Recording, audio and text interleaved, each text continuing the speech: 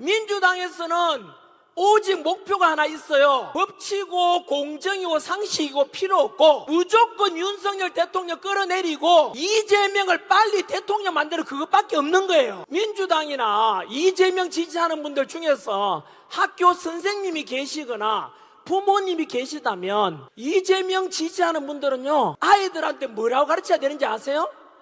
너는 앞으로 거짓말해도 돼, 사기쳐도 돼, 음주운전해도 돼, 막무가내로 욕상욕해도 괜찮아, 그래도 대통령 후보가 될 수도 있어 라고 가르치려면 이재명을 지지하십시오. 전과가 4범인가 5범인가 아닙니까? 그러면은 아이들한테 너희는 범죄 저질러도 해, 전과자가 돼도 돼 라고 아이들을 가르치라 이 말입니다. 국가와 국민은 안중에 있어요 없어요? 없잖아. 이재명 지지했던 사람들 답변 한번 해봐요. 예? 정리하면 민주당은 국가와 국민은 안중에 있다 없다? 없습니다.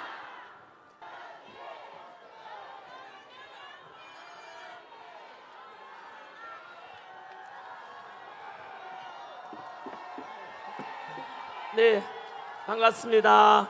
전한길입니다. 인사드리겠습니다.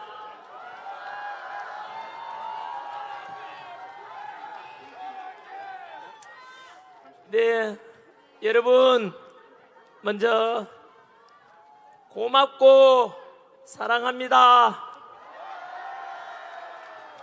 오늘이 3월 22일 주말인데 다들 각자 할 일도 많고 다른 할 일 다 제쳐놓고 이렇게 아스팔트 위에 나온 이유가 무엇이겠습니까? 바로 자유민주주의를 지키고 또 우리나라 사랑하는 마음, 그래서 각자 태극기 들고 성조기 들고 나오신 모든 여러분들이 바로 진정한 애국자고, 여러분들 때문에 윤석열 대통령이 직무복귀 될 것이고, 그 덕분에 우리 자유민주주의 대한민국은 제자리 찾아가고 더욱더 발전할 것이라 믿습니다.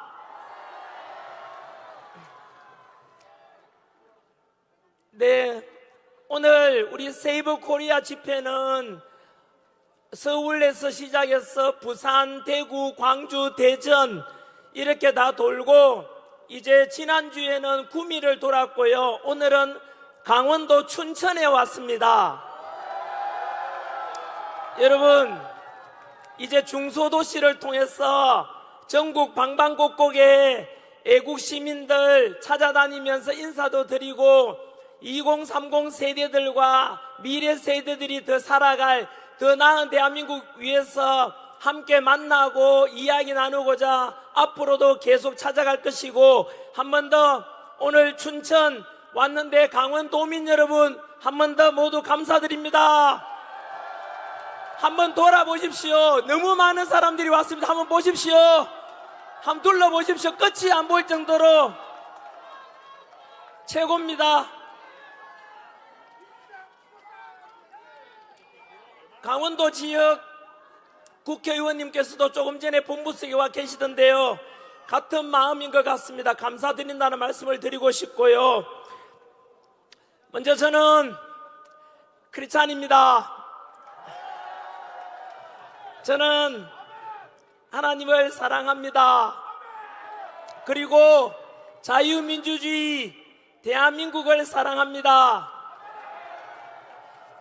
이렇게 모여가지고 하나님을 믿는 분들은 하나님께 기도하고 또 부처님 믿는 분들은 부처님께 기도하고, 이런 자유민주주의 대한민국이 너무 좋지 않습니까? 반면에 북한이나 그리고 사회주의 중국에 가면은 당도 하나밖에 없고 시진핑이나 김정은 비판하면은 잡혀가고 종교의 자유가 없습니다. 중국에 가면은 이미 교회가 다 불탔고요. 신장 위구르 지역이나 티베트 지역에 가면은 그 지역 불교마저도 모두 다 탄압을 당했습니다. 그래서 우리 자유민주주의 대한민국은 종교의 자유가 있고 신앙의 자유가 있는 이런 게 너무 좋지 않습니까? 중국하고 실용주의로 가는 건 좋겠지만은 그렇게 사회주의 체제가 되고 종교 자유도 없고 신앙 자유도 없는 그런 체제는 저는 절대 반대합니다, 여러분. 현재 우리가 오늘 여기에 왜 모였습니까? 뭐 축제를 즐기고자 모인 건 아니지 않습니까?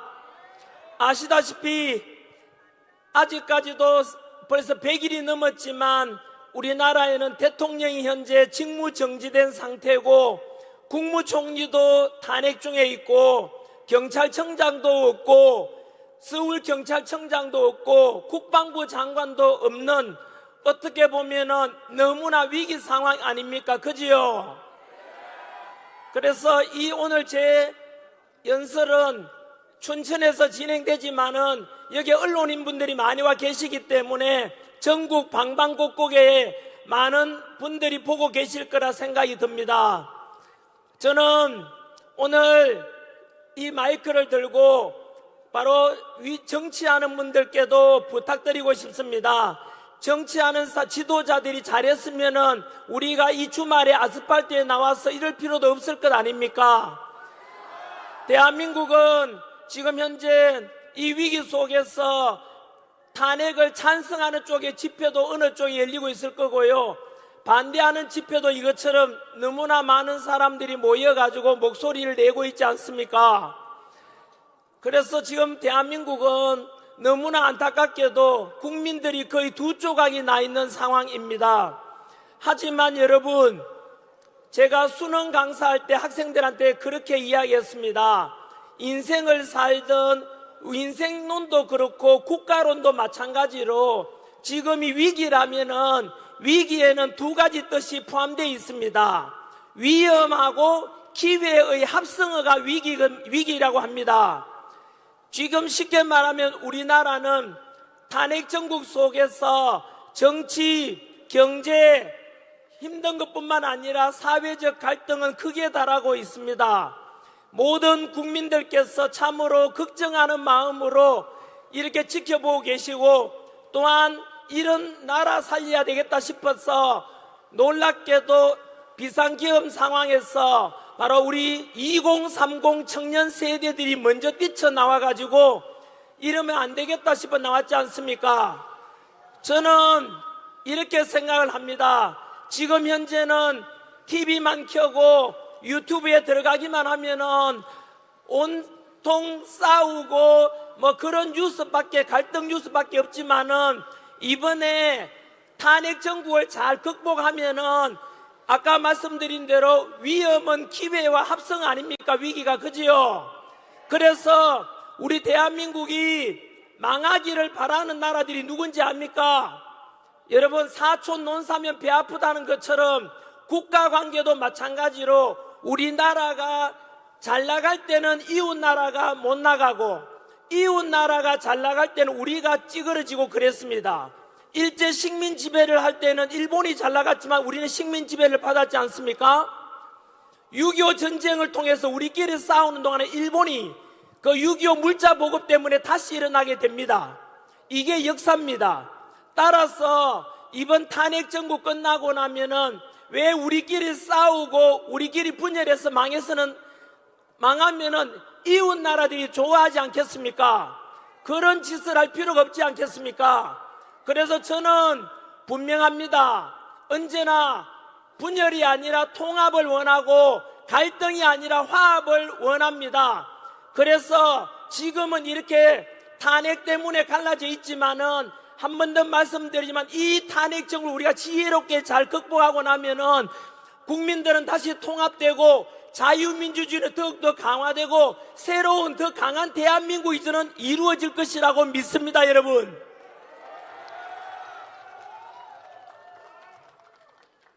그래서 지금은 참 이렇게 혼란 속에서 아스팔트에 나왔지만은 그럼에도 불구하고 우리가 희망과 용기를 가지고 앞으로 만들어갈 우리 자유민주주의 대한민국에 대해서 오늘 저는 두 가지 말씀을 드리겠습니다. 이제 다음 주에 예상되는 우리 윤석열 대통령의 아마 헌법재판소의 탄핵에 대한 선고가 아마도 결정될 것 같습니다. 비상계엄 12월 3일 이후로 지금 110일 정도가 지났습니다. 이 기간 동안에 있었던 일에 대해서 한번 제가 역사 강사로서 시간상으로 정리를 한번 해보겠습니다. 그래서 혹시나 동영상으로 보시는 분들 중에서도 지금 여기에 모인 분들은 우리 강원도민들과 전국에서 윤석열 대통령 탄핵을 반대한다, 직무복귀를 원한다, 그래서 자칫 자유민주주의가 강화됐으면 좋겠다고 하겠지만 또 유튜브나 방송은 불특정 다수가 볼 거기 때문에 혹시라도 우리 정치적인 입장이 반대쪽에 있는 분들도 잘 들어보시면은 우리가 주장하는 바는 전한길도 주장하는 바가 단순한 윤석열 대통령의 직무복귀만을 원하는 게 아니고요. 그 이상 다시 말하면 자유민주주의 수호하고 대한민국이 발전해야 된다는 이런 생각을 가지고 자유민주주의 수호를 위해서 목소리 내고 있지 않습니까? 그렇다면은 탄핵을 찬성하는 쪽이든 반대하는 쪽이든 간에 자유민주주의를 수호하고자 하는 이 목소리에 대해서는 아무도 반대할 수가 없을 겁니다. 그렇지 않겠습니까? 지난해 우리는 12월 3일 날 깜짝 놀랄 만한 일이 있었지 않습니까? 바로 윤석열 대통령께서 비상계엄을 선포했고 그 뒤로 12월 한 달 동안에는 탄핵이 각하되냐 아니면 의결 가결되느냐 기각되느냐 이런 논란이 많았고 12월 달에는 그 추위 속에서 공포감 속에 살았습니다. 첫 번째는 비상계엄은 곧 내란이다 이래가지고 그 공포감 속에서 국회에서 윤석열 대통령을 탄핵시켜버렸지 않습니까? 그때 기억나십니까? 비상계엄은 내란이다 하고요. 그런데 여러분 지금 이제 비상계엄은 내란이다라고 말하는 사람 많지 않습니다. 왜냐하면요 예전에 이승만 대통령 때나 박정희 대통령 때도 역시 비상계엄이 선포됐던 적이 있었거든요. 하지만 비상계엄이 내란이란 말 들어본 적 있습니까? 없잖아요. 역사적으로도 대통령이 비상계엄 선포했는데 그거를 가지고 내란이라고 하는 적은 없습니다, 여러분. 그러면은요, 그 당시에는 언론에서 막 떠드니까 윤석열 대통령이 내란이 모양이다 해가지고 국회의원들마저도 겁이 나가지고 대통령 그냥 탄핵시켜버렸어요. 심지어 여당인 국민의힘 의원들까지도 일부 동참했지 않습니까? 그리고 언론에서는 계속 내란 하니까 국민들도 마찬가지로 긴가민가 했지 않습니까? 그때 여러분 윤석열 대통령 지지율이 몇 %였느냐 하면은 10% 되었어요. 이 말은요 거의 90% 가까운 국민들이 바로 비상계엄은 잘못됐다, 내란일 수 있다 이랬던 것입니다. 부끄럽지만은 지금 돌아보면 전한길도 그랬습니다. 비상계엄은 뭐냐 이거 21세기에 우리 민주화된 대한민국에서 이거 뭐냐, 저도 처음에는 미친 짓이라고 좀 극단적인 표현을 썼었어요. 하지만 여러분 제 생각이 잘못됐지요. 여러분들은 언제부터 깨달은지 모르겠지만은 그래서 비상계엄은 내란이 아니라 대통령 헌법에 규정된 헌법 66조에 나오는 대통령의 고유 권한이다. 그래서 우리는 무엇에 관심을 가지게 됐냐 하면은 도대체 비상계엄을 그렇다면 왜 선포했지? 왜냐하면 비상계엄 선포했을 때는 그날 밤에는 너무 무서웠거든요. 혹시나 밤에 유혈 사태가 발생하거나 국회에서 군인들이 왔다 갔다 하니까 무서웠지 않습니까? 그런데 아침에 일어나 보니까 비상계엄으로 인한 헌정 중단이라든가 국정문란이 있었습니까? 없었습니까? 없었지요. 다들 알다시피 2시간 만에 국회의원들이 의사당 본회의장에서 비상계엄 해제를 의결했지요. 그것을 받은 윤석열 대통령이 국무회의를 거쳐서 6시간 만에 비상계엄이 없어졌지 않습니까? 부상자가 있습니까? 없습니까? 없죠. 이런 비상계엄 본 적이 있습니까, 여러분? 그러면 무엇일까에 대해서 우리는 궁금해할 필요가 있지 않겠습니까? 실제로 오염된 언론에 의해 가지고 비상계엄 때 막 사살조가 있었다. 그리고 뭐 며칠 전에도 아직도 선동하지요. 그때 비상계엄이 성공했더라면은 뭐 시신 담는 비닐 있잖아요. 3,000개가 준비되고 있었다라고 뭐 민주당에서 이야기하지만 그거 다 괴담이고 가짜 아닙니까? 이제 국민들은 다 알아버렸는데 아직도 민주당에서는 국민들을 속이고 국민들은 모를 것이라 하지만 우리 국민들이요, 지난 3개월 동안 탄핵 정국 속에서 너무 많은 걸 알아버렸어요. 금방 말씀드린 대로 비상계엄은 내란이 아니잖아요. 금방 말씀드린 대로 성관위에 군인들이 갔지만은 성관위 직원들이 전혀 피해받은 거 없잖아. 밤에 가서 그냥 검사만 하고 나왔잖아요. 국회 의정 활동을 중단시킨 것도 없잖아요. 그럼 여기 계시는 혹시나 MBC 있어요? JTBC 있어요? 그 기자분들께 한 번 더 묻겠습니다. 어제도 보니까 비상계엄을 선포한 윤석열 대통령 보고 내란 우두머리, 내란 수괴라고 하는데 그 기자분들 거짓말 아닙니까? 네? 그 내란이라는 것은 거짓말이잖아요. 거짓말을 보도하는 기자나 그 언론사는 문 닫아야 되지 않습니까? MBC 보고 있나? 너희들이 저지른 범죄가 얼마나 큰지 아느냐? 국민들을 분열시키고 선동하고 가짜뉴스로 어제 오늘까지도 비상계엄을 일으킨 선포한 윤석열 대통령을 내란 수괴라고 하던데 사기꾼이잖아. MBC 기자들 반성하라고. 그거는 언론이 아니잖아요.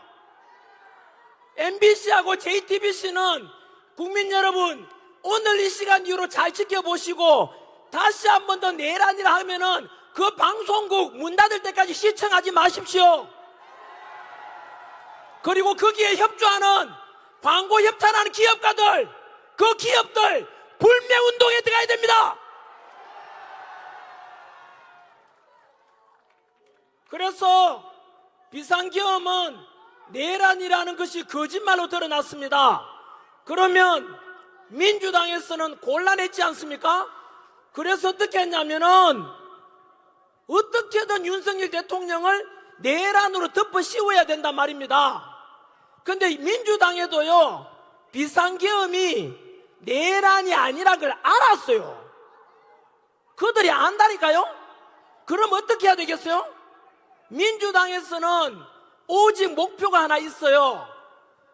법치고 공정이고 상식이고 필요 없고 무조건 윤석열 대통령 끌어내리고 이재명을 빨리 대통령 만드는 그것밖에 없는 거예요. 왜냐하면은 바로 다음 주 3월 26일 날 이재명이가 범죄를 많이 저질렀잖아요. 근데 민주당이나 이재명 지지하는 분들께 한번 물어보고 싶어요. 민주당이나 이재명 지지하는 분들 중에서 학교 선생님이 계시거나 부모님이 계시다면 이재명 지지하는 분들은요, 앞으로 학생들한테, 아이들한테 뭐라고 가르쳐야 되는지 아세요?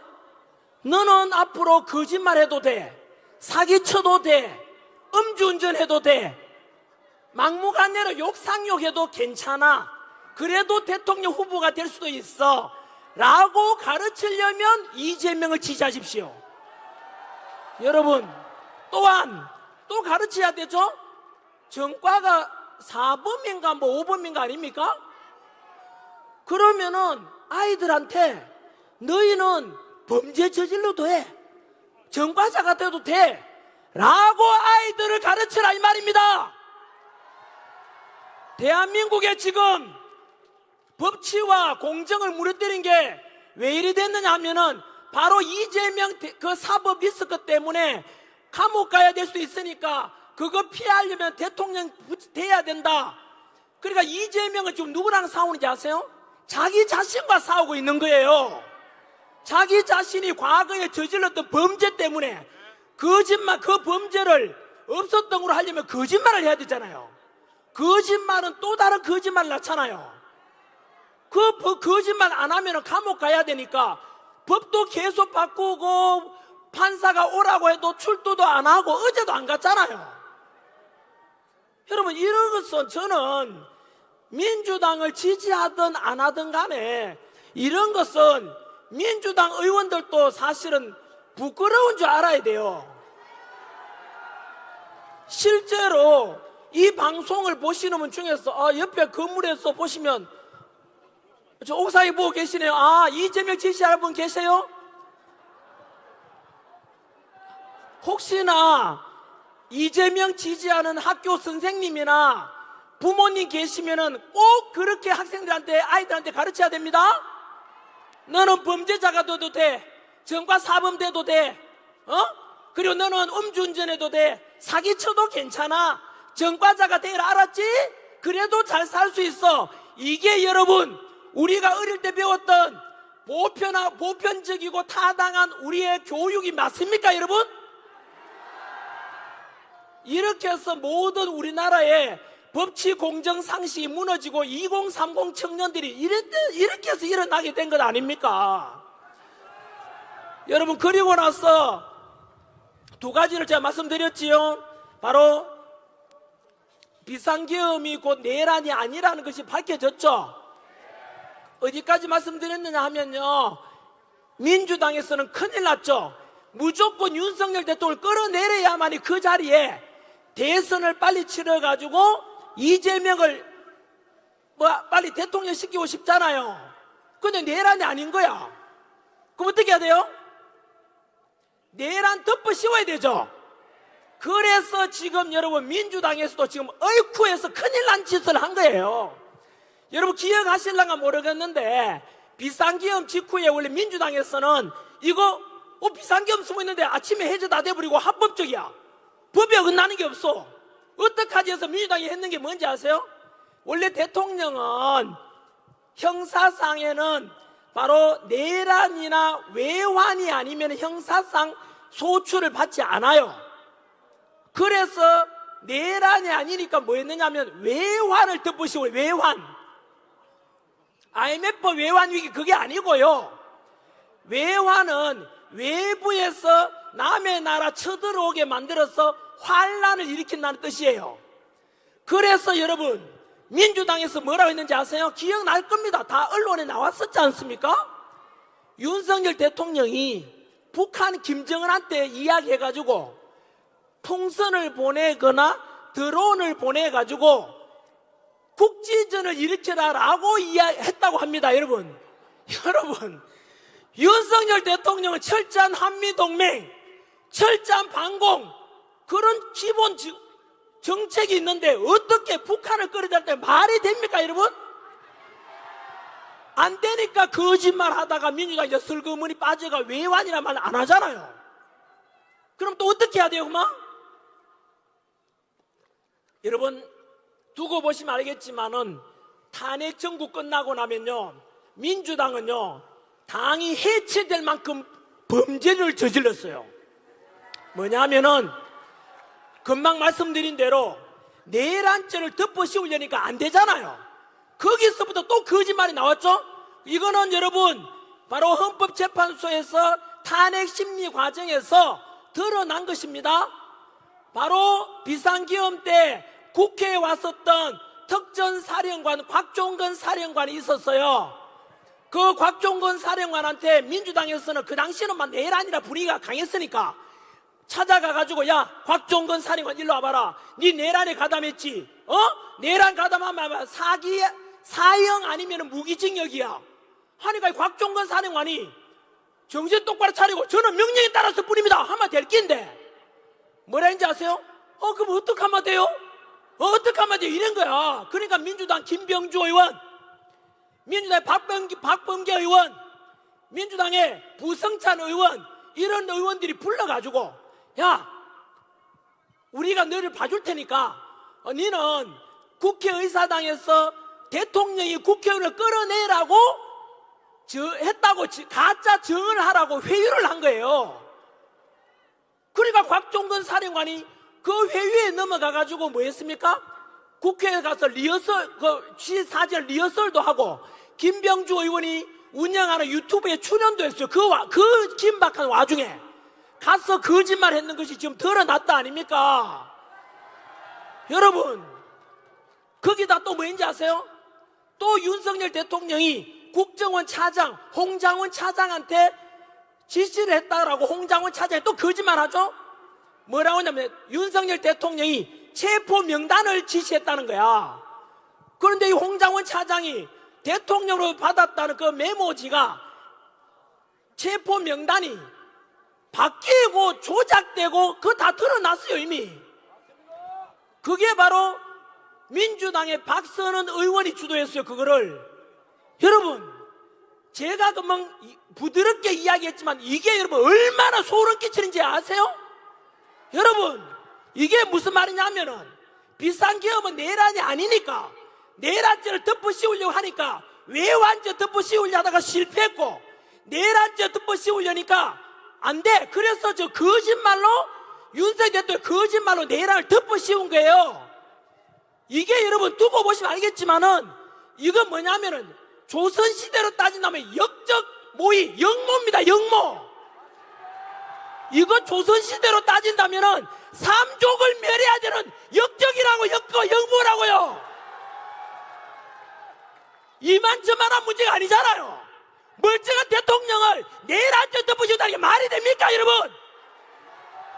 이게 민주당이 했는 짓거리 아닙니까? 두고 보시면 알 건데 민주당의 김병주 의원, 부성찬 의원, 박범계 의원, 박선원 의원은 두고 보시면 알겠지만 내란을 모의했는 걸로 아마 범죄 혐의가 적용될 것으로 예상됩니다 여러분. 이것은 곧 무엇을 말하는지 아십니까? 그 민주당은 우리 민주주의의 대한민국의 정당으로 그러면 안 되잖아요. 향후에 이것은 위헌정당 심판의 헌법재판으로 갈 수가 있어요. 쉽게 말하면 대통령을 내란 혐의 덮어서 끌어내고자 했다는 것은 역적 모이기 때문에 이게 진정한 내란입니다. 민주당이.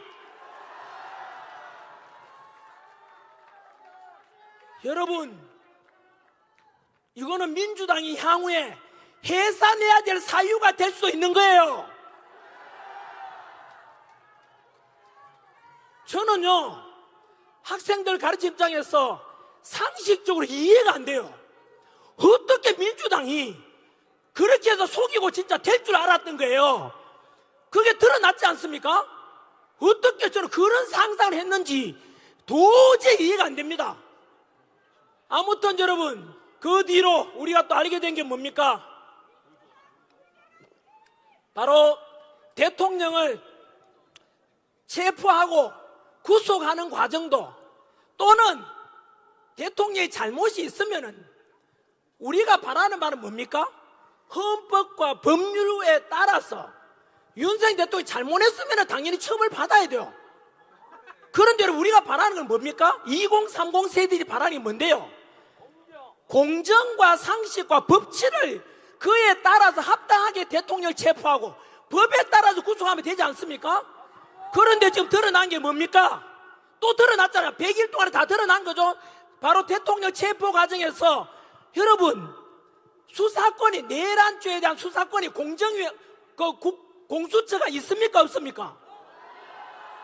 공수처는 내란죄에 대한 수사권이 없고 내란죄는 오직 경찰만이 수사할 수 있어요.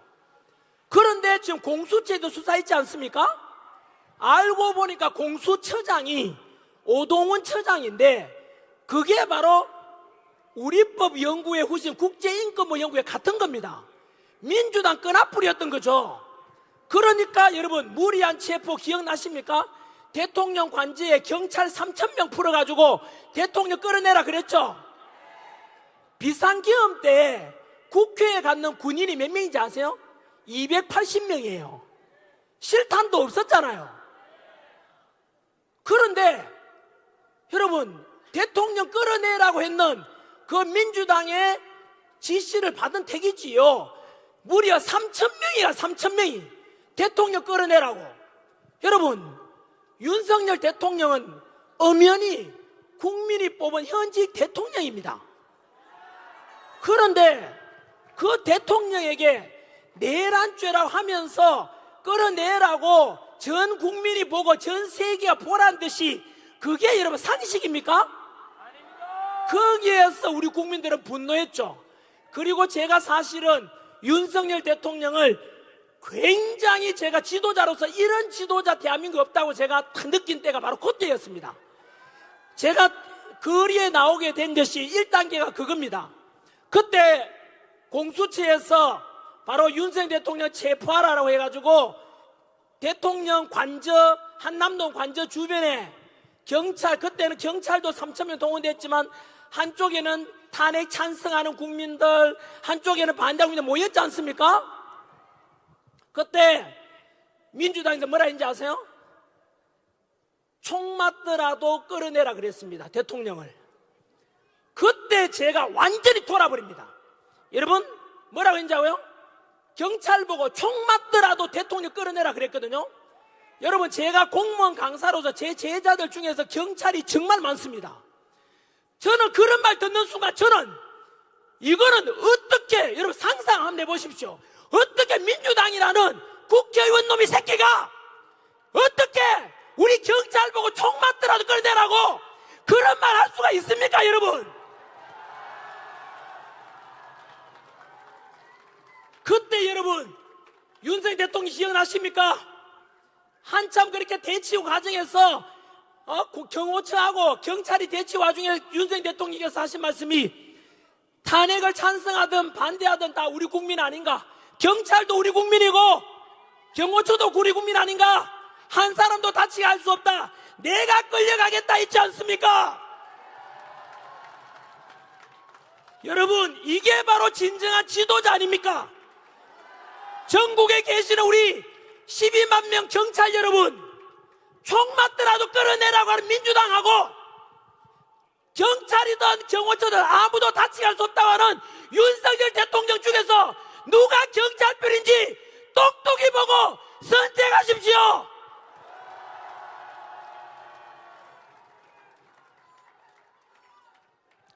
그때 저는 결심했습니다. 사실은 이렇게 국민들을 위해서 희생하겠다고 하시는 이런 지도자가 제가 가르쳐온, 학생들이 가르쳐온 진정한 지도자입니다.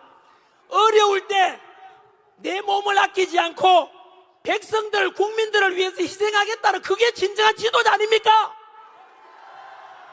그래서 그때 저는 결심했습니다. 사실상 이렇게 국민들을 아끼고 불법이 없었음에도 불구하고 억울하게 끌려가고 억울하게 체포되고 억울하게 구속되는 저 대통령 우리가 살려내야 되겠다. 저도 그때 결심한 것입니다.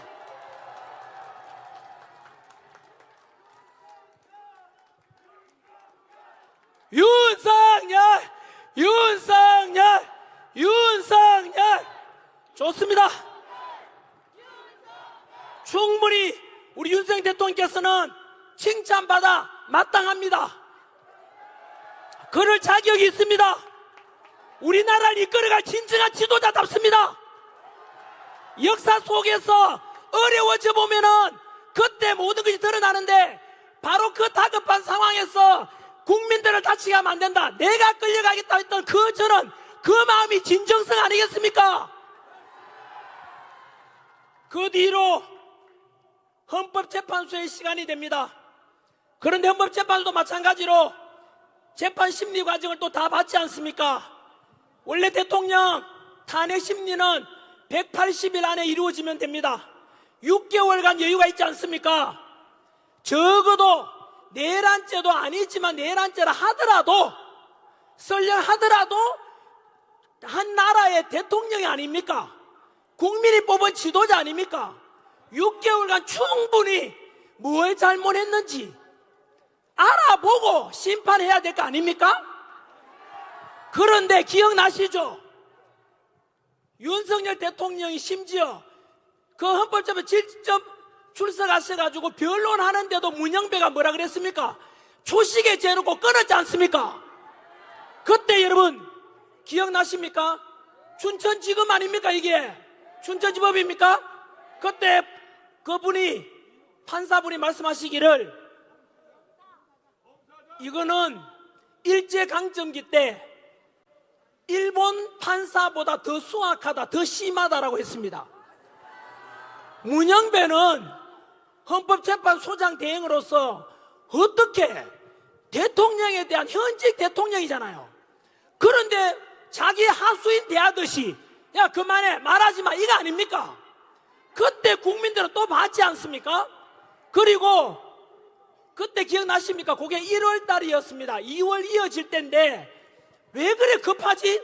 180일 동안 충분히 심판하고 재판해야 되는데 왜 그렇게 다급하게 하느냐라고 국민들이 궁금했지 않습니까? 말이 안 되잖아요. 이유는 알고 계시죠? 바로 다음 주가 되면은 이유를 정확하게 알 수 있지 않습니까? 역시 퍼즐이 맞춰지죠? 왜 그렇게 급하게 재판을 진행했을까? 바로 3월 26일 이재명 범죄 혐의가 너무 많아. 2심도 재판 선고가 있는 날이야. 그러니까 여러분 어쨌든 민주당의 목표가 뭐라 그랬죠?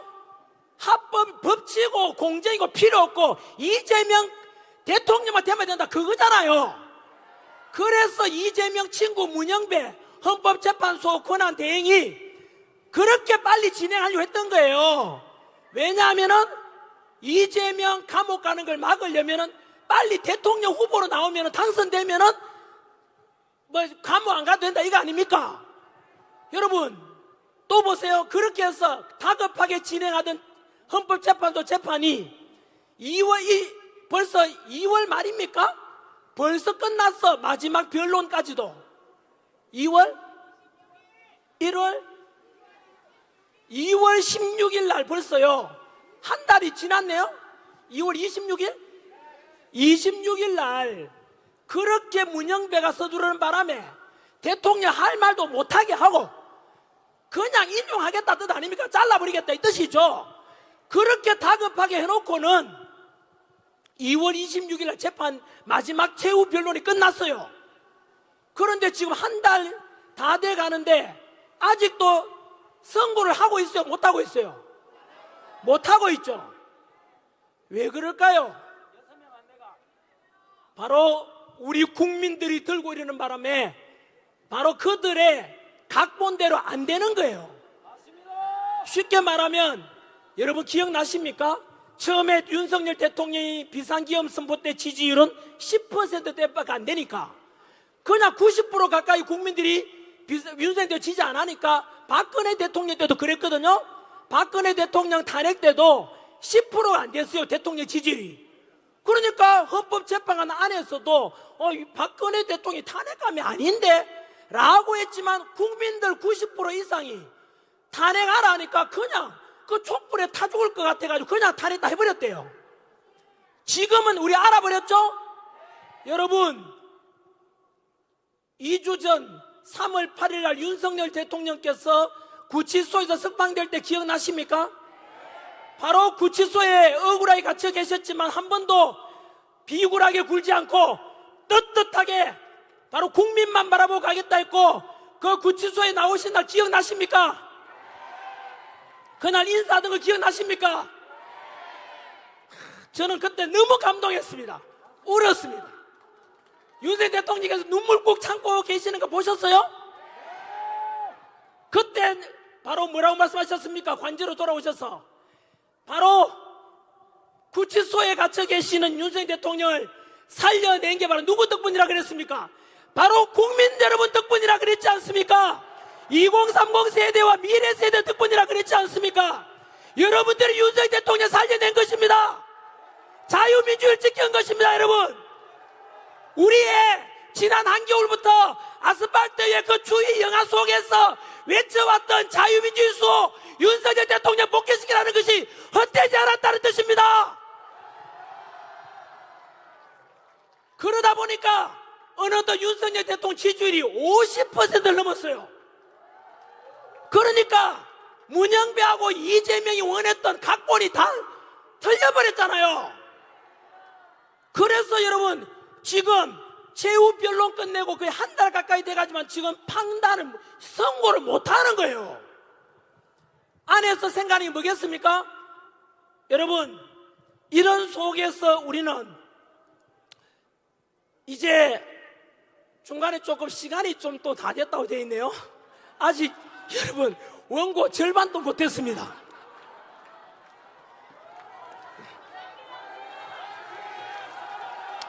춘천 너무 좋습니다. 강원도 사랑합니다. 국민 여러분 사랑합니다. 이것이 저의 마음이 아니라 윤석열 대통령의 마음 아니겠습니까? 윤석열 대통령 보고 계시죠? 태극기 흔들고 성조기 흔들고 이게 뭐겠습니까? 한미동맹을 통해서 우리나라 국방을 든든히 하고 윤석열 대통령 사랑하는 마음 표현 아니겠습니까?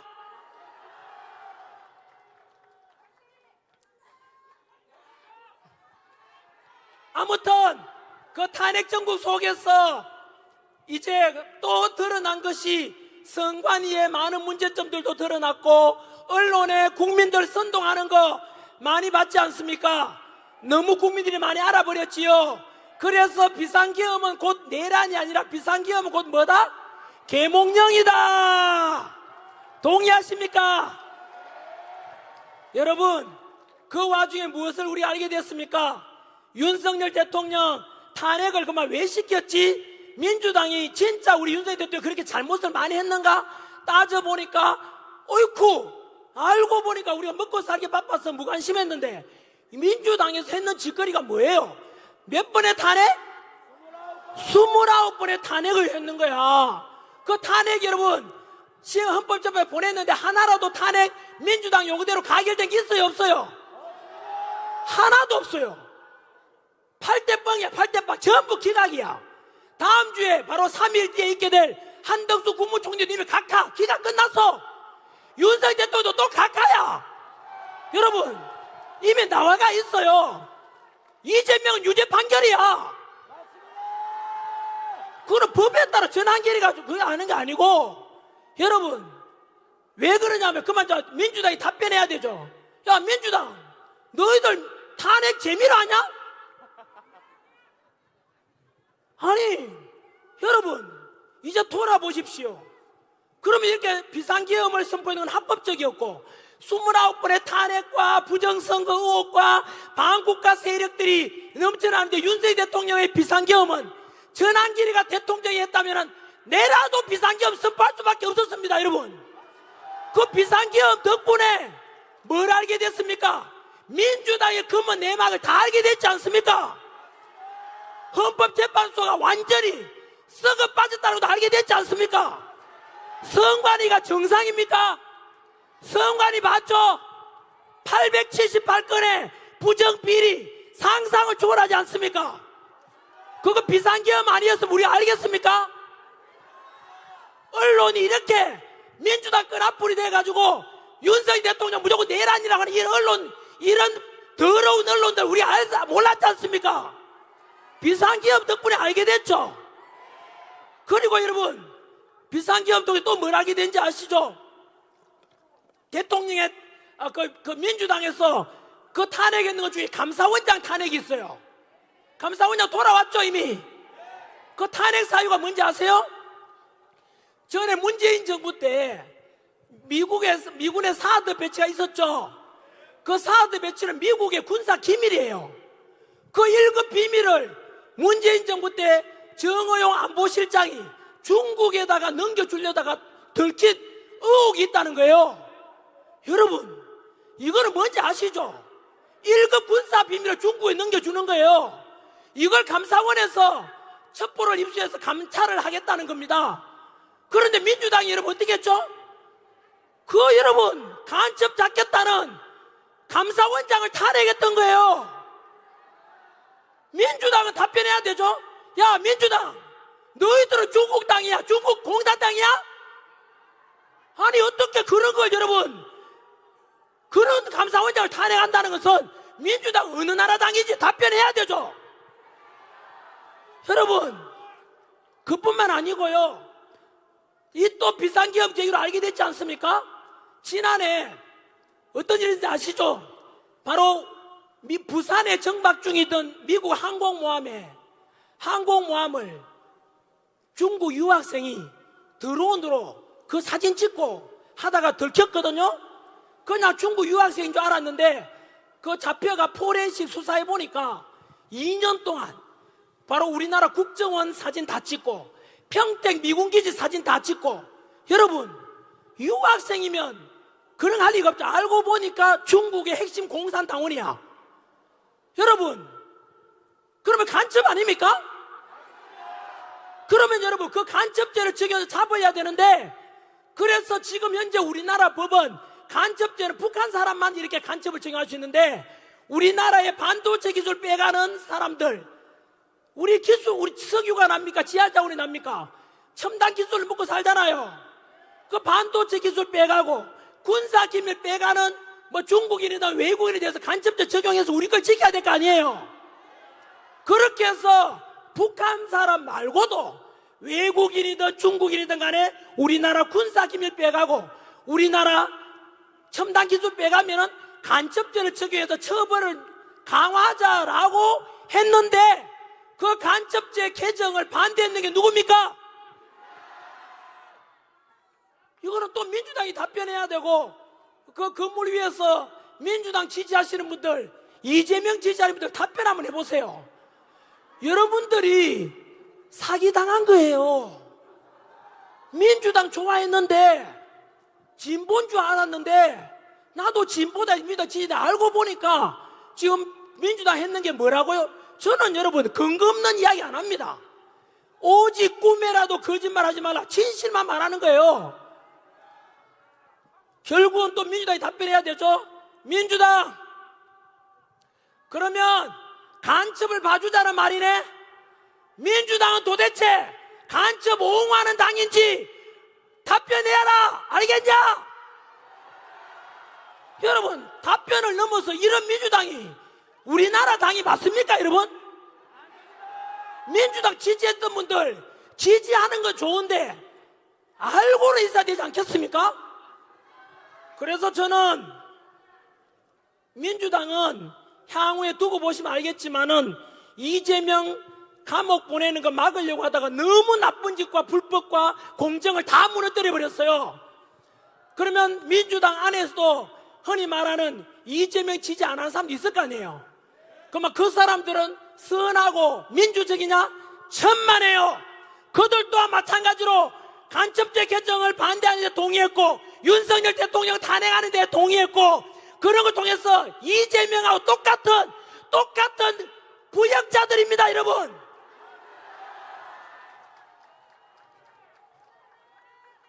어떻게 민주당 이렇게 망가질 수 있잖아. 이해가 안 됩니다. 전환길이 지금 뭐 하고 있는지 아세요? 민주당 걱정해주고 있어요. 저지랄 하다가 민주당 우리나라에 사라지게 된다니까요. 여러분, 민주당 이름에 더불어민주당 민주가 어디 있어요? 야, 민주당 지지하는 사람들 옥상에 계시면 답변해 보세요. 더불어 협박당, 카카오톡 검열한다, 여론조사기관 협박한다, 간첩 편들고 있다. 더불어 간첩당 아니야 이거? 더불어 협박당이잖아. 더불어 독재당이잖아. 앞으로 민주당은 당명을 개정해라. 더불어 독재당, 더불어 협박당, 더불어 공산당 하면 좀 내가 심했나? 그거는 조금 두고 보겠습니다. 너무 많이 길어졌나요? 여러분, 오늘 제가 할 말이 많은데 아직 하지도 안 했어요. 이게 제가 제일 단점입니다. 혹시 우리 제가 좋아하는 또 우리 사회자님 올라오셨는데, 이렇게 해서 우리는 비상기업을 통해서 사실은 너무 많은 걸 알게 됐습니다. 오늘 이 시간 이후로 언론에서 내란 수괴다, 내란 우두머리니까 빨리 그 전부 가짜입니다. 이거는 팩트입니다, 팩트. 그리고요, 재판도 안 받았잖아요. 우리 중학교 사회책에 뭐 나오는지 아세요? 원래 무죄 추정의 원칙 하는 게 있어요. 쉽게 말하면은 이재명은 지금 2심까지 왔잖아요. 하지만 이재명 보고 우리가 뭐 범죄자 그런 말을 잘 안 하잖아요. 그래도 왜? 형이 확정되지 않았으니까. 그런데 윤석열 대통령 재판 받은 적 있어요, 없어요? 1심도 안 받았잖아. 그러면 답변해야죠. 중학교 사회책에 나와요. 무죄 추정의 원칙을 적용한다면 윤석열 대통령 보고 내란 줄 하면 돼요, 안 돼요? 안 되잖아요. 그런데 지금도 민주당에서는 내란 우두머리, 그 MBC도 똑같이 내란 우두머리. 그 자식들 전부 가짜야. 국민 선동하고 있는 거잖아요. 저는 이해가 안 된다니까요. 아무튼 비상계엄 계기로 해서 국민들이 많이 알아버렸죠. 또 하나는 정치가 이렇게 중요한지를 또 다 알았죠. 정치가 혼란스러우니까 경제가 혼란스럽고 사회 갈등이 심해진 거 알지 않습니까? 그래서 앞으로 비상계엄과 우리 탄핵 정국이 끝나고 나면 지금 여러분들이 정치에 관심 갖는 만큼 더욱더 정치에 관심을 가지고 우리 매의 눈, 독수리의 눈을 가지고 민주당이 하는 짓거리를 잘 감시해야 돼요. 그래가지고 악법을 만들지 못하도록 해야 돼요. 그죠? 그래서 정치를 외면한 가장 큰 대가는 이런 말이 있어요. 플라톤이 있는 말인데요.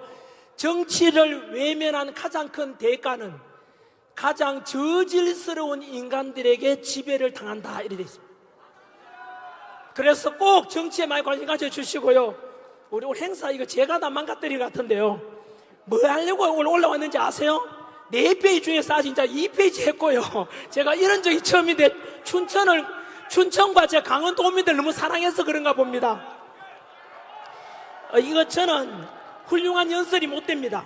왜냐하면은 훌륭한 연설은요, 아까 우리 앞에 했던 분들처럼 임팩트 있게 짧게 해야 되는데 전환기는 질질 끌고 이건 뭐 제 자신이 조금 오늘 이런 적이 없었는데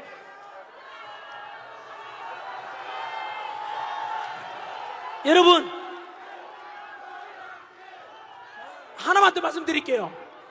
29번의 탄핵 그리고 전환기를 하지 마세요. 전환기를 뭐라고요? 전환기는 무슨이고 윤석열 대통령 우리 국민들이 주인공이라 했잖아요. 저는 무슨이니까 됐고요. 있잖아요. 여러분 29번의 탄핵에다가 지난주에 30번 탄핵도 제안했죠. 대통령의 대행에 대해 최상목까지도 40역 임명 안 한다고 또 탄핵시키겠대요. 여러분 40역이 중요합니까? 모든 대통령 권한 대행을 대신하는 최상목이 중요합니까? 최상목은 지금 국가를 대신하고 있잖아. 대통령을 40역이 그게 뭐라고? 40역 임명 안 한다고 최상목 보고 권한 대행 보고 협박했잖아요. 네 몸 조심해라 최상목. 국민 아무도 네 잡아갈 수 있다. 여러분 이게 말이 됩니까? 저는 이재명 대표의 뇌 구조가 신기해요. 나는 이해가 안 됩니다. 어떻게 아무나 체포할 수 있다. 여러분 이게 민주당 180석이 넘는 야당 대표의 할 말이 맞습니까? 저는 제가 가르쳤던 제자들 학생들 볼까 싶어가 부끄러워 미치겠어요. 쪽팔리지 않습니까? 제정신이 아니야 이거는. 국가와 국민은 안중에 있어요 없어요? 없잖아. 이재명 지지했던 사람들 답변 한번 해봐요. 예? 아니 40명 임명 안 한다고 그 40 임명 안 하고도 헌법에 어긋난 게 아니거든. 안 그렇습니까? 그런데 그냥 협박하고 빨리 임명하라 하는 게 여러분 저는 상식적으로 이해가 안 돼요. 아무튼 정리하면 민주당은 국가와 국민은 안중에 있다 없다? 없습니다. 그래서 향후에 이제 마지막으로 요 주제를 말씀드려야 되는데 영민씨 사랑합니다. 사랑합니다. 10분만.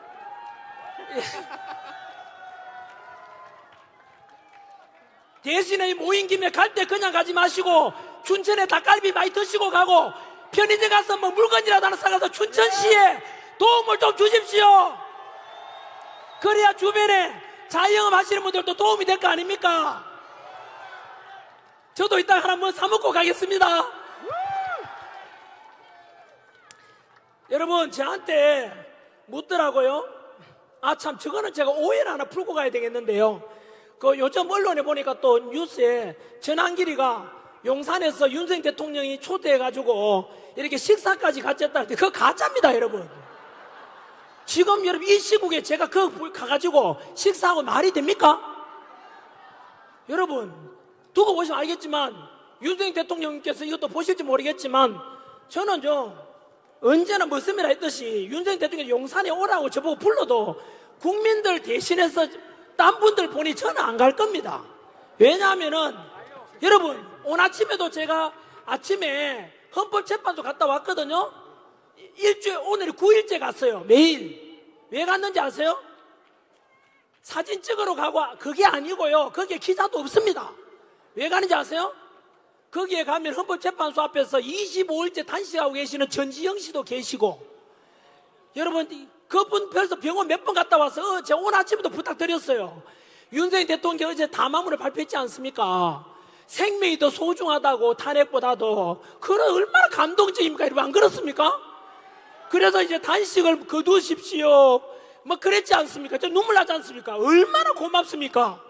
그래서 제가 거기에 단식하는 분 여러 분 계시거든요. 제가 무릎 꿇고 부탁했어요. 생명을 지키셔야죠. 그래서 윤석열 대통령 다음 주가 되면 직무 복귀돼가지고 다시 자유민주주의 수호하고 잘 사는 걸 봐야 되지 않겠습니까? 생명 위독하면 안 되지 않습니까? 하면서 제가 부탁드리러 갔어요. 그리고 그분들 보시면은 진짜 밤새도록요 그 설이 맞으면서 그 주위에 지금 헌법재판소에 계시는 분들 보면은 그분들 이름이 있습니까? 얼굴이 있습니까? 뭐 있습니까? 아무 이름 여러분도 똑같잖아요. 이름도 없이 얼굴도 없이만 묵묵하게 태극기 들고 성조기 들고 대한민국 지키겠다고 하시는 여러분들이 위대한 것입니다. 여러분 위대한 주인공이죠. 그래서 저는 그분들 앞에 미안해가지고 저는 잠시 갔다 오면 되잖아요. 그분들이 진짜 애국자고 여러분들이 애국자인 거예요. 그래서 저는 우리 7, 80년대 또 민주화 운동 해가지고요 민주당 운동은 같이 희생했는데 민주당 의원들 중에요 민주당 운동, 민주운동도 아니에요. 국가보안법 위반이 그거 수두룩해요. 그래서 그분들이 혼자 열매 다 따먹고 있잖아요. 맞잖아요. 저는 그런 거 싫습니다. 그래서 진짜 여러분들이 아스팔트 위에 나오신 이름 없이 얼굴 없이 오직 윤석열 대통령 살려내자 탄핵 빨리 기각해라 석방해라 그분들이 진짜 위대한 여러분들이 위대한 주인공인 거예요. 아무튼 아까 그런 거는 가짜뉴스라는 말씀을 드리고 제가 이제 7분 남았네요. 뭐냐면 저보고 기자가 질문했어요. 윤석열 대통령이 다음 주에 월요일 되면은 한덕수 국무총리 각하될 거고 수요일이 되면 이재명 2심 선고가 있고 이틀 뒤 28일인가요? 바로 3월 28일 되면은 아마 금요일 날 윤석열 대통령에 대한 탄핵에 대한 선고가 그죠? 될 가능성이 제일 큰데요. 그러면 여러분들 저한테 묻더라고요.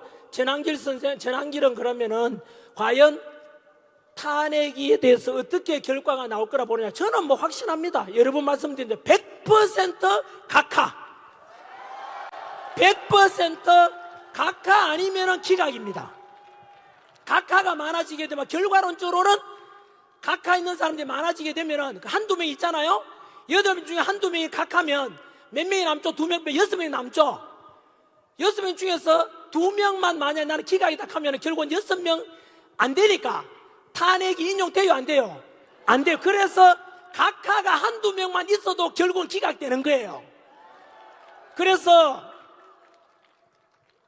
저는 100% 각하를 주장했고 그 결론적으로는 기각으로 나올 건데요. 그러면 전한길은 만약에 인용이 된다면은 파면된다면은 헌법재판소의 결정에 승복을 할 것인가 묻더라고요. 저는 분명히 말씀드립니다. 전한길은 갈등과 분열을 폭력을 원하지 않습니다. 통합과 화합과 평화를 주장했고 지금까지 집회가 오늘 9번째인데 단 한 명의 부상자도 없습니다. 폭력을 원하지 않습니다. 우리는 평화를 원합니다. 그래서 헌법재판소에 만약에 그럴 가능성 없지만 인용되고 윤석열 대통령이 파면이 된다면 저는 승복은 합니다. 다만 분명한 조건이 있습니다. 무엇이냐면 그 헌법재판소의 결정에는 법치와 공정과 상식이 전제될 때만이 그 결과에 대해서 승복할 것입니다. 아시다시피 이미 헌법재판소의 그 재판 심리 과정에 보시면 알겠지만 헌법재판소의 탄핵 소추안이 갈 때 전체의 80%가 되는 내란죄에 대한 이미 빠졌습니다. 따라서 껍데기만 남고 도리어낸 껍데기만 남은 그 탄핵 소추안은 절대로 인용할 수가 없는 것입니다. 그래서 내란죄를 빼고 쉽게 말하면 제 흔히 예를 드는데 짜장면을 시켰는데 짜장면은 안 오고 단무지만 왔어요. 그게 짜장면을 먹으라면 말이 됩니까? 두 번째, 저는 법 전문가가 아니라서 잘 모릅니다만은 대한민국 최고의 헌법 전문가 권위자 허영 교수님이라고 계십니다. 그 교수님의 말씀에 의하면 헌법재판 심리 과정에서 벌써 10가지가 넘는 바로 법에 어긋난 불법적인 법치에 어긋난 절차 과정 10가지가 된다. 불법이 10가지가 있었다 이 말입니다. 그러면 불법적으로 여러분 10가지가 불법이 되는데 그렇게 해서 나온 인용을 받아들일 수가 있습니까 없습니까? 자, 정리하면은 저는 분명히 답변합니다. 헌법재판소의 심판에 나는 승복한다. 다만 저는 전제 조건이 법치와 공정과 절차에 대해서 다 따랐을 때만이 저는 승복할 것입니다. 그렇다면 전환길은 그러면 저는 저항권 행사할 건데 헌법에 위배되냐? 폭력을 조장하냐? 아니라는 걸 헌법에 근거해서 답변 드리겠습니다. 우리 헌법 전문에 보면 우리 헌법 전문에는 불의에 한거한 4.19 혁명 정신, 민주 정신을 계승한다라고 되어 있습니다. 여러분, 지금 헌법재판소에는 아까 말씀드린 대로 이미 10가지의 법에 어긋난 재판 심리가 있었고 본질적인 내란죄를 빼고 심리를 하고 있지 않습니까? 이미 불의한 재판관들 문영배, 이미선, 정정미, 정계선 다 불의한 재판관들입니다. 문영배 부도덕성 이름이 다 드러났지 않습니까? 이미선 여동생 이상희 변호사가 대통령 퇴진 주장했지 않습니까? 정계선 자기 남편 황필기 변호사가 대통령 퇴진 탄핵 주장했지 않습니까? 재판 회피 신청을 하는 게 법치입니다. 상식입니다. 정정민은 주적이 누구냐? 북한이라고 말할 수도 없다고 했던 재판관입니다. 이런 속에서 헌법 정신에 맞춰보겠습니다. 여러분, 금방 말씀드린 대로 10가지 넘는 법에 어긋난 심리가 있었고 본질적인 내란죄를 빼고 이렇게 해서 엉망투성이의 심판을 하고 있는데 불의한 거 맞지 않습니까? 불의한 그런 헌법재판소의 결정에 따라서 인용이 된다면 파면된다면 그 불의에 맞서는 것을 저항하는 것이 바로 우리 헌법 정신입니다. 여러분, 만약에 언론에서는 시끄럽다, 헌법재판소가 불법이든 법치에 어긋나든 공정이 무너졌든 무조건 따라라고 하는 언론이 있다면, 그런 민주당이 있다면 그것은 국민들을 개돼지로 보는 것이며 민주주의에 그리고 우리 헌법 정신에 완전히 정반대되는 주장이라고 저는 주장합니다. 그로 인해서 헌법재판관들도 알 것입니다. 절대로 제가 말씀 그런 근거에서 100% 대통령에 대해서는 각하와 그리고 기각이 될 것임을 저는 확신하는 것입니다. 마지막 2분만 결정되고 난 뒤에는 제가 요거는 다음 주는 제가 어디더라? 울산을 갑니다. 세이브 코리아. 저는 울산 가는데 울산 가서 말씀드리겠습니다. 그때는 아마도 헌법재판소 심리가 끝났을 선고가 끝났을 때쯤 싶은데 만약에요 각하가 되거나 기각되지 않습니까? 1차적으로 윤석열 대통령 직무 복귀하겠죠? 그 다음에 우리가 해야 될 일이 있습니다. 여러분, 정치는 기본적으로 두 가지 정치는 해야 될 게 있습니다. 정직해야 되고 책임을 져야 됩니다. 그러면 여러분, 12월 3일 비상계엄 이후로 지금까지 115일, 다음 주에 115일 되는데 지금까지 모든 국민들이 갈등을 빚었고 경제적인 손실이 어마어마하고 그리고 국민들은 차가워 이미 돌아가신 분이 두 분이 계시지 않습니까? 그 모든 것을 일으킨 것은 누구 때문입니까? 탄핵을 주장했던 민주당이 모든 것의 원흉 아닙니까? 책임을 져야 될 거 아닙니까? 죽어가신 분들과 우리가 이렇게 고통스럽게 한겨울부터 100일 동안 투쟁해온 것에 국민들 분열시킨 것이 다 누구 때문입니까? 민주당 때문 아닙니까? 반드시 책임을 물어야 됩니다. 그래서 민주당에서는 대통령에 대해서 아까 말씀드린 내란을 또 모의했지 않습니까? 책임을 물어야 될 것입니다. 그리고 국민들 분열시켰던 MBC를 포함한 거짓으로 선동해서 내란이라고 했던 언론사들에 대해서 반드시 책임을 물을 것입니다. 그리고 대통령을 끌어내라고 했던 그 불법적인 수사기관 공수처 해체해야 됩니다. 서부지법에 바로 대통령 영장 발부했던 바로 이순영, 그 다음에 신한미, 그리고 차은경, 그 판사들 공통점이 뭡니까? 우리법연구회 오동훈도 마찬가지죠. 우리법연구회와 국제임금법 연구회 출신 아닙니까? 좌파 사조직 없애야 됩니다. 그리고 선관위 부정비리투성이 아닙니까? 쓰레기 덩어리입니다. 지금 부정선거 의혹도 너무 많습니다. 전환길 부정선거에 대해서 음모로 나뉜가 하는데 네가 몰라서 그런 거잖아. 이영도 PD라고 있어. 이영도 KBS PD 유튜브에 가서 한번 보시라고요. 증거가 넘실합니다. 여러분, 제가 다음 주에 금요일날 바로 아시아투데이 가서 이영도 PD랑 같이 부정선거에 대한 방송을 또 합니다. 이것이 잘 들어보십시오. 부정선거가 있었던지 없었던지 우리가 국민들이 불신이 많고 비리 덩어리 선관위 아닙니까? 이렇다면은 지금 전산 조작이라든가 해킹 위험이 있다고 윤석열 대통령께서 비상기업 스포츠도 말씀하셨잖아요.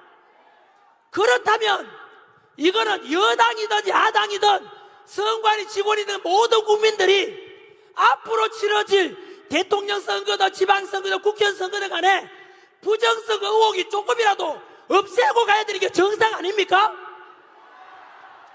여러분, 우리 80 넘은 우리 할머니께서 휠체어 타고 지팡이 짚고 나와서 투표하러 오는 이유가 뭡니까? 민주주의의 근본은 투표고 내 소중한 한 표를 도둑 맞지 않으려고 오는 거 아닙니까? 그런 분의 투표가 소중하게 될 수 있으려면 투표가 불공정이나 부정이나 있으면 안 되지 않습니까? 그래서 이번 기회에 아예 선거제도, 투표제도를 개선해서 대만식으로 가면 됩니다. 대만이나 독일은 절대로 전산하지 않습니다. 초등학교 반장 선거 하듯이 그 자리에서 투표하고 그 자리에서 개표하고 참관인들 보는 가운데 그 자리에서 집계까지 다 해요. 투표 미동 있어요 없어요? 없어요. 사전 투표 있나요 없나요? 없어요. 왜 그럴까요? 그 나라들이 IT 강국이야. 반도체 수출 1등입니다. 독일도 전산하지 않습니다. 대만도 그렇게 전산하지 않습니다. 왜 그럴까요? 바로 한 표, 할머니의 한 표, 누구든 한 표 소중하니까 그 부정에 대한 의혹을 완전히 없앤다는 뜻 아닙니까? 우리도 여러분 다음에 선거를 위해서 이거를 개선하고 하는 게 상식 아닙니까? 국민들이 들고 일어나야 됩니다. 지금 제가 이렇게 아무리 주장해도 MBC와 민주당 이런 끈앞을 언론들하고 민주당에서는 전환길 보고 뭐라 하는지 아세요? 여러분, 부정선거에 대한 것이 의혹이 있든 없든 털고 가고 개선하자는 게 뭐가 나쁩니까 여러분? 민주당 답변하라고.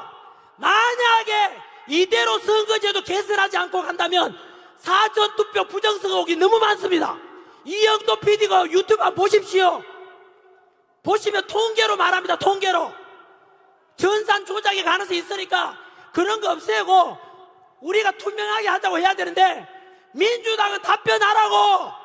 앞으로 부정선거에 관한 의혹을 없애자 하니까 개선하자고 하는데도 아니 끝까지 듣고 가자 가면 민주당이 부정선거를 하겠다는 뜻입니다. 책임을 물어야 됩니다.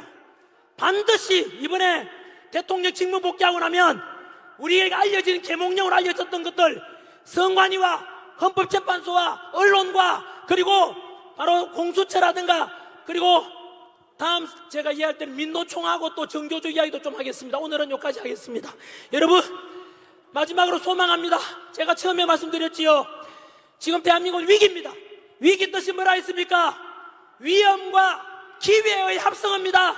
지금은 국론이 분열되어 있고 이렇게 나뉘어져 있지만, 이번 헌법재판소의 다음 주에 있을 바로 대통령에 대해서, 탄핵에 대해서 각하 기각되고 대통령 직무 복귀해서 한미동맹을 통해서 트럼프 대통령하고 조기에 빨리 정상회담 하시고 안보도 튼튼히 하시고 국가 시스템을 정상화시키시고, 그래서 우리 국민들이 바라보는, 그리고 그 소망했던 자유민주를 지켜야 되지 않겠습니까? 그리고 나서 바로 제2의 건국이라고 봐야 됩니다. 우리가 이 탄핵 정부에 드러났던 수많은 문제들을 업그레이드 시키고 개선해야 되지 않겠습니까? 그래서 국민 여러분, 지금까지 윤석열 대통령 살려내라고 이렇게 외쳤다면 절대 지치면 안 됩니다. 이제부터 시작입니다. 그래서 선거제도도 그렇고 헌법재판소도 그렇고 이런 모든 부조리한 것들을 가장 공정하고 가장 법치에 맞게 다 개선해야 되지 않겠습니까? 반드시 해야 됩니다. 그래서 우리 2030 세대들과 미래 세대들, 아들, 딸, 손자, 손녀들이 살아가는 대한민국은 절대로 중국한테 먹히지 말고 바로 사회주의가 되거나 공산주의 되지 말고 자유민주주의가 마음껏 정의와 공의가 그걸처럼 마르지 않는 강물처럼 흐르게 해야 되고, 그래서 마음껏 청년들이 도전할 수 있고, 지금 남녀 갈등 만들어 놓은 문재인 정부 때 보십시오. 페미다 남녀 갈등 갈라치기 했잖아요. 그거 개선해서 남녀 서로 사랑 많이 하고 아이도 많이 놓고 마음껏 대한민국에 도전할 수 있는 그런 자유함이 넘치는 대한민국 만들어줘야 되지 않겠습니까? 그래서 우리 지금까지 여러분들께서 한겨울 아스팔트에 나오고 한겨울에 윤석열 대통령 직무 복귀시켜야 된다, 대한민국 살려내야 된다라고 그 외쳤던 것에 대해서 절대로 약화되지 마시고 끝까지 윤석열 대통령 우리 정부 성공시킬 때까지 끝까지 지지를 보내주십시오. 여러분, 저도 끝까지 함께하고 다음 주가 되면 이 언론들의 좌파 언론에 맞서 제가 언론사를 차립니다. 그래서 국민들에게 오직 꿈이라도 거짓말하지 말라는 그 기준대로 정직한 언론으로서 대한민국 국민들에게 이 옳고 그름에 분명히 제가 사실 팩트 그대로 알려드리도록 하겠습니다. 감사합니다. 감사합니다.